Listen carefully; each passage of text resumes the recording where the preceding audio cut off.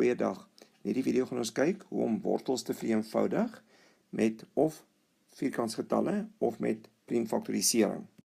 Die eerste wat ons gaan doen is die vierkantswortel van 20. Ons gaan kyk wat 'n maalsom kan ons maak, sy faktore, wat 'n vierkantsgetal van is. Kyk, ons begin met die getalle kleiner as 20, dis 16, kan 16 in 20 indeel? Nee, kan 9 nee, 4, ja, 4 kan in 20 ingaan. Dan word die 20 4 maal 5 onder die wortel. Dan kan ons omskryf as wortel 4 maal wortel 5.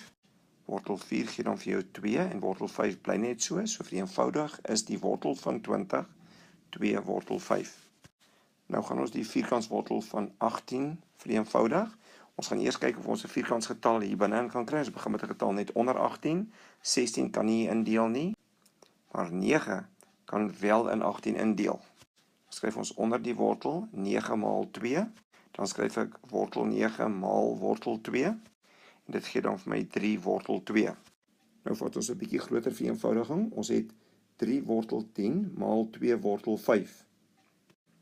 Ons menigvuldig eers die goed wat voor die wortel staan met mekaar. 3 maal 2. Dan breek ons die 10 op in 2 maal 5. En hou net die ander wortel 5 as 'n maal agter. Nou kan ons 3 maal 2 is 6.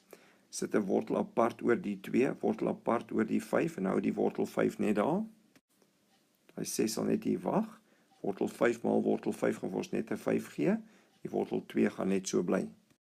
Die finale antwoord is dan 30 wortel 2.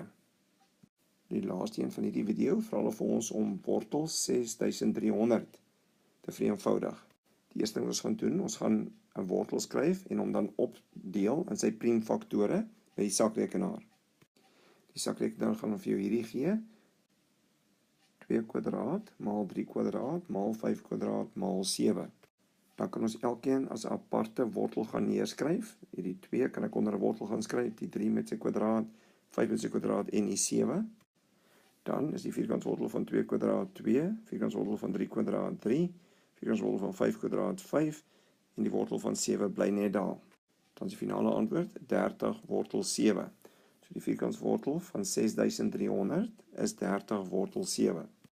Indien jy hierdie in 'n sakrekenaar sal indruk, gaan hy vir jou dadelik die antwoord gee, maar hulle kan vir jou in die eksamen of in 'n toets sê, skryf hierdie is die eenvoudigste vorm sonder 'n sakrekenaar. Dan kom jy deur hierdie stelsel tot hier onder. Asseblief ander wie van die video gehou het al dan nie en teken gerus in op die kanaal. Indien daar iets is wat jy onseker oor is, oor skoolwiskunde, kan jy die probleem vir ons aanstuur met 'n WhatsApp foto na hierdie nommer toe. Dan sal ons die probleem vir jou probeer oplos en so gou as moontlik 'n antwoord terugstuur. Geniet die wiskunde.